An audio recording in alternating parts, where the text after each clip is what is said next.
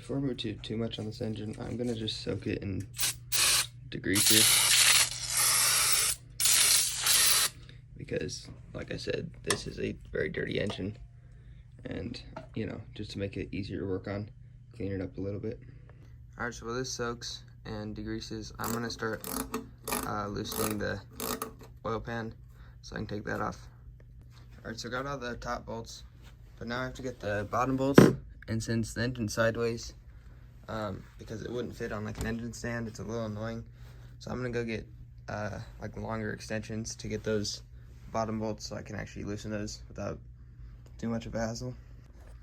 All right, I got the extensions. So we just have like a kit right here. It was like 20 bucks on Amazon.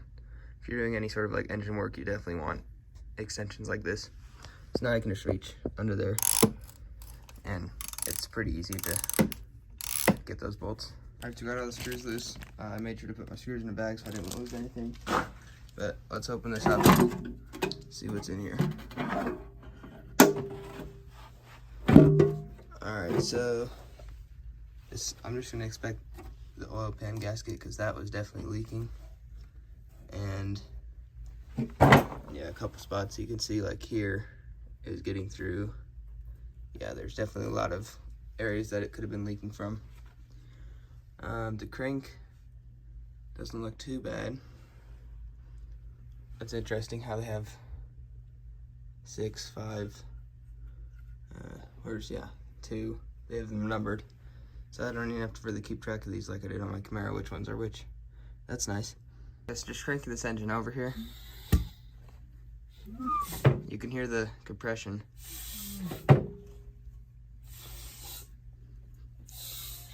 But you can hear it from this side, which you don't really want to hear it from this side.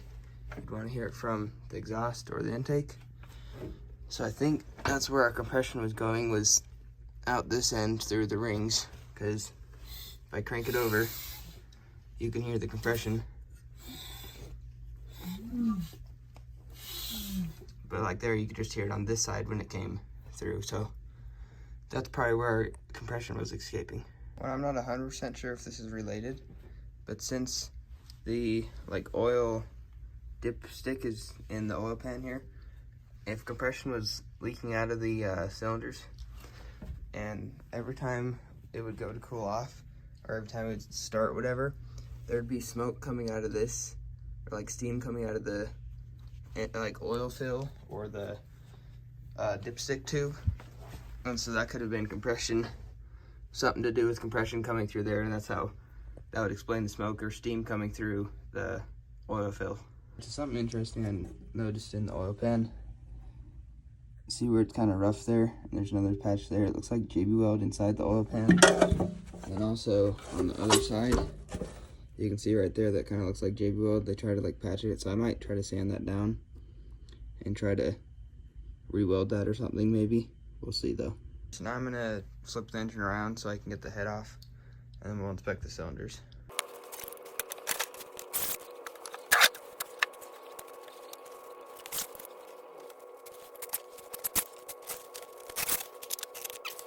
All right, so this hunk of steel is not gonna move much, so I'm gonna just start loosening the head bolts and then get the head off. These head bolts, even after 75 years, are kind of surprisingly easy to undo. Like this is just one hand. And that was a fully tight one.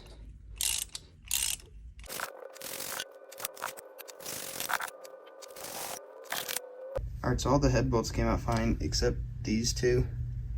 And there's one up here. Because the head of the bolt, I guess, isn't the exact same as others, and it's slightly bigger, so now it's stuck in my wrench. So that's a slight issue. All right, so if we look, when I try to get the wrench on there, it doesn't quite go on. And so this one I might be able to get it on by just hitting it.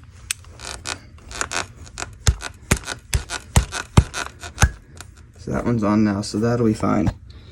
But this one's like even bigger than the ones that were bigger than the normal ones, so we'll have to figure out something for that. All right, so to get the bolt out of the wrench, I had to put it in this vise.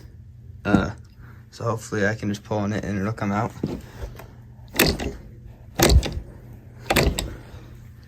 maybe.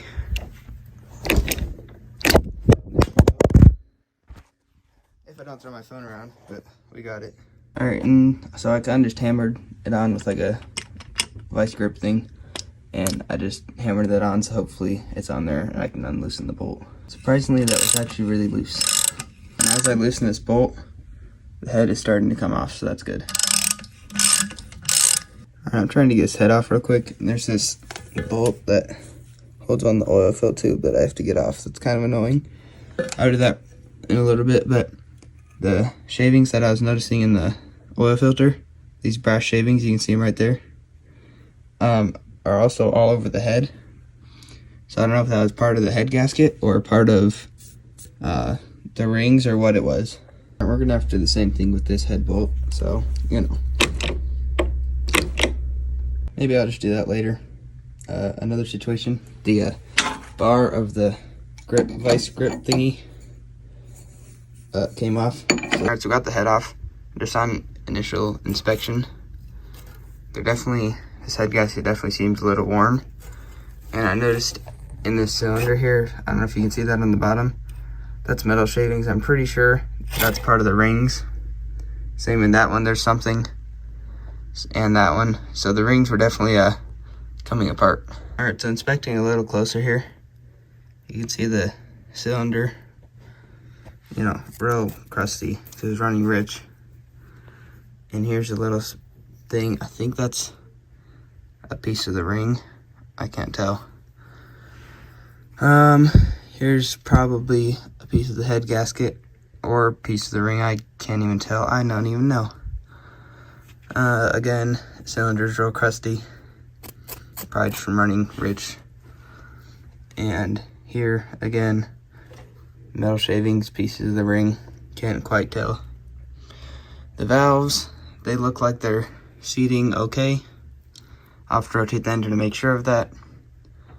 But the head gasket was, I can't see any cracks in the head or anything. So I'm gonna go inspect the head gasket and see if there's anything in that. Also, there's metal in here, like I said. There's also just a pool of oil. So we were definitely burning oil, and that's evident here, burning oil and running rich. Same here, there's a little bit of oil down there. And this one's not quite as bad, but there's still ring material. So we're gonna get those cylinders out of there, hone the cylinder wall, and then put the new rings in. All right, so I'm gonna take the pistons out. So how do you do that? You get this one's just a 9/16, and then you should just be able to loosen that.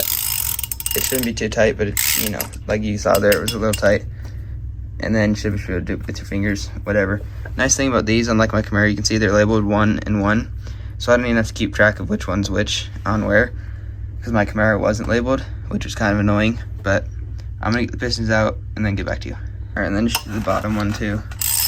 Again, it shouldn't be too tight, but it should be tight enough that you know, have to take a little effort to get it off. Then it should just come off there. Then there's this little lock nut that kind of is a pain to get off. All right, and then after you get those two nuts off, it's pretty simple.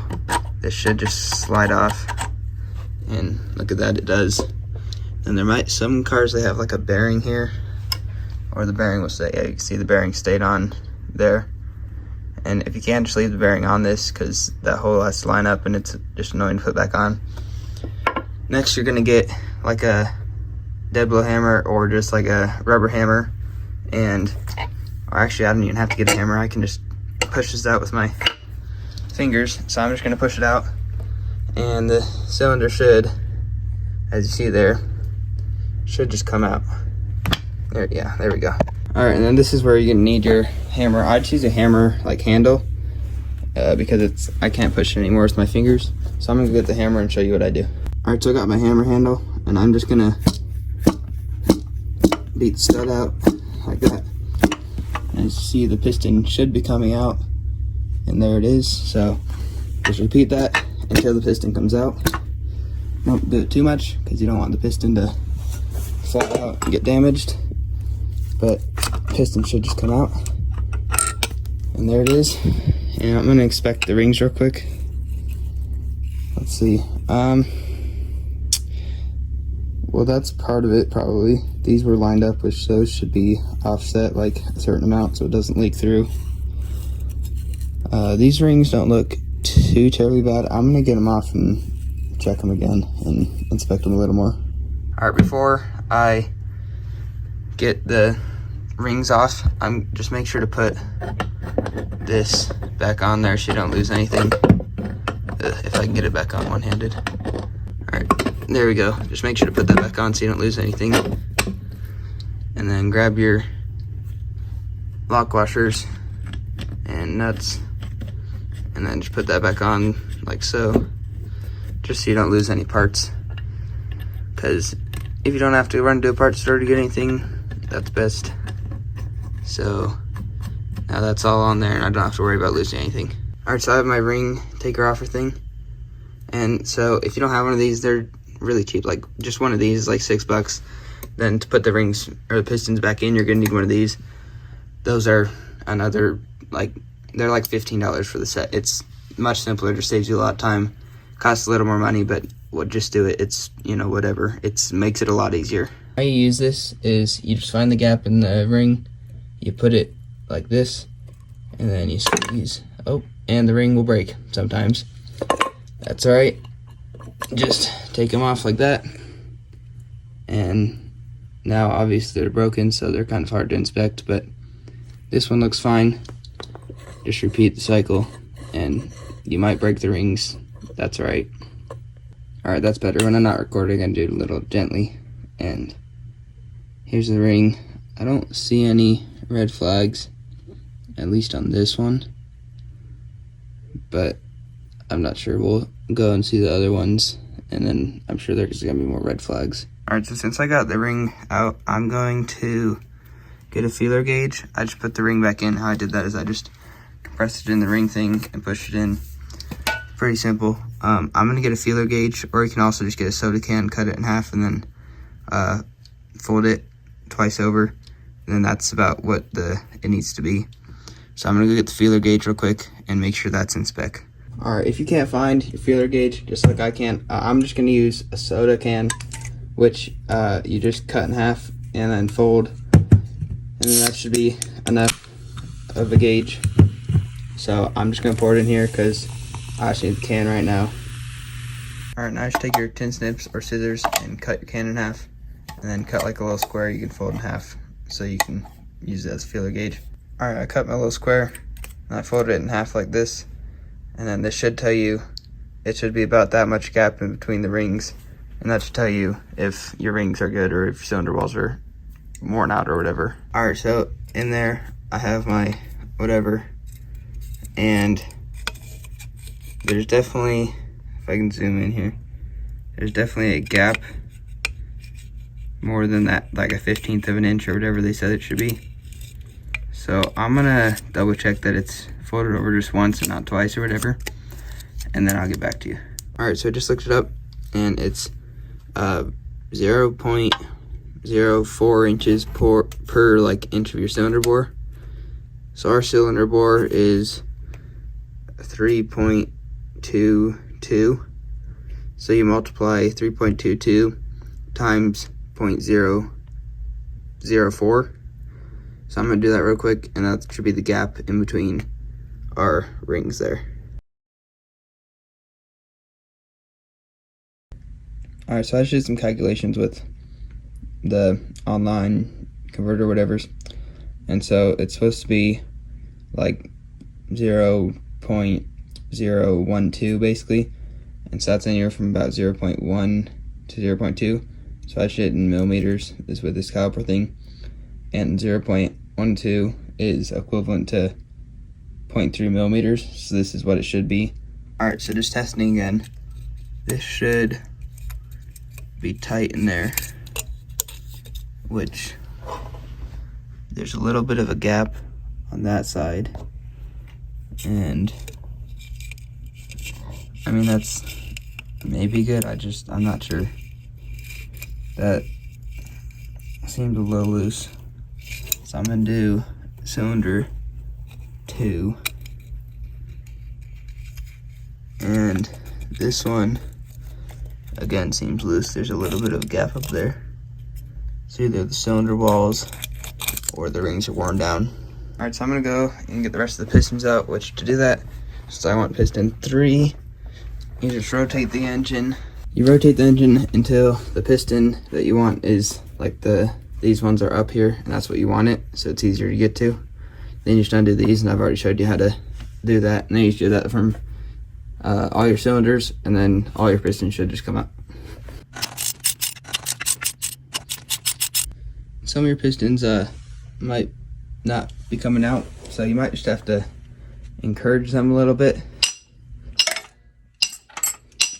Alright, so the encouraging worked, and I guess this is good news for me because the rings looks like they were seeping a little. You can see a little bit of kind of like scoring on the rings there. And on the top part of this piston, you see how, I mean, there that's evident that it's burning oil, but on these top of the, like, whatever, here, let me show you the other pistons. Like this top part of the cylinder, if you compare this one, there's still metal there, to this one, it's all crusty, which I think that's oil seeping through. After a closer investigation, this gap is a little too big. That's what they're supposed to be. That's what this one is. This piston was definitely burning oil. Alright, so here's the situation with the piston rings. Pistons 1, 2, and 6. Their rings look fine. 3, 4, and 5. Their rings either fell out broken, like this one, you can see here, broken in 2 pieces, and then these ones were completely broken in half.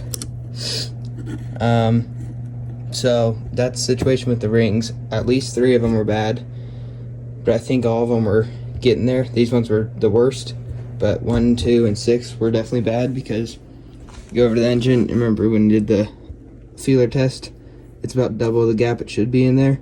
Alright, so I'm gonna take the manifold off real quick. There's just these 2 bolts. We got the rest of them in the car because we were having issues getting this off in the car. It's because I couldn't get to those 2 bolts. So I'm gonna take the manifold off and hopefully it actually comes off. Alright, so the manifold's starting to come off. I got all the bolts loose. I think it's gonna take a little bit of encouragement too. Just be careful because when we were doing it in the car, and we still had 2 bolts on, that was making it not come off. We cracked the manifold, which is the exhaust manifold, so it's not a big deal. I'll just take my welder and weld along there, and it shouldn't be too hard. It should be fixable. So just be careful, don't force anything. Alright, so spending about 10 minutes on this, I figured out why it wasn't coming loose. This is why we don't force things, because there's a bolt hidden behind here that holds the whole thing, and so I'm just gonna loosen that and it should come off. And it was that simple. So again, don't force things. I was just missing a bolt or 2, so the manifold's off. I'm gonna clean this up and inspect a little bit just to see. And then these cover things are, you can inspect the valves, see how they're moving. So I'm gonna take these covers off and then inspect the valves after I clean this up a little bit. Alright, so I took off this valve cover thing now. I'm just kind of looking in there. On this plate, it's like this crusty. I can't tell if that's paint, but it's also in here. Like there's like crusty oil or something. I can't even tell. These all look good and they all move. Yeah, they all move. But I'm seeing an issue. Watch this one. Let me go around one more time. Watch how most of them rotate when they like spin. Watch this one here. It doesn't spin. So we're definitely gonna have to do a valve job on this, which shouldn't be too hard. Alright, so we'll have to run to the parts store to get a thing to compress the valves to get those out. But before we do that, I'm gonna take the timing chain cover off and check the timing chain to make sure that's all good and if we need to replace that or not. Alright, before I do the timing chain real quick though, I'm gonna check the valves and I soak in the whole entire engine in degreaser. I'm gonna soak the valves in degreaser too, and then I'll clean them out. But if I have to do a valve job, I don't want it to be really greasy. So I'm just gonna make sure they all spin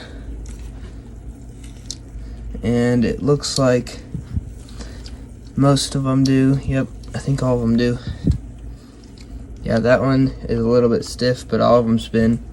So I'll have to go get the valve tool, and then we'll do a valve job after the timing chain. All right, so I got the timing chain cover off. You can see the timing chain in there. I'm gonna say it's good because I can't push down. There's no slack in that. And when I rotate the engine, it tightens up pretty quick. So I'm gonna say that's good. And also, I don't know how I would get that off because the biggest adjustable wrench we have, not gonna fit on there, and that's pretty big. So I'm gonna say the timing chain's good. So I don't think I'm gonna mess with that. I'm gonna just put it back together and clean it up a little and call it good. Well, I think that's gonna do it for today's video. If you haven't seen the other parts, there'll be a playlist with all the videos of what we done to this engine, and we pulled it out of that car. There'll be a playlist down in the description if you want to binge watch all the videos. And then I think that's going to do it for today's video. We've torn down everything, the manifold, pistons. In the next video, I'm going to do the valve job and start the rebuild. So thanks for watching, and see you in the next one.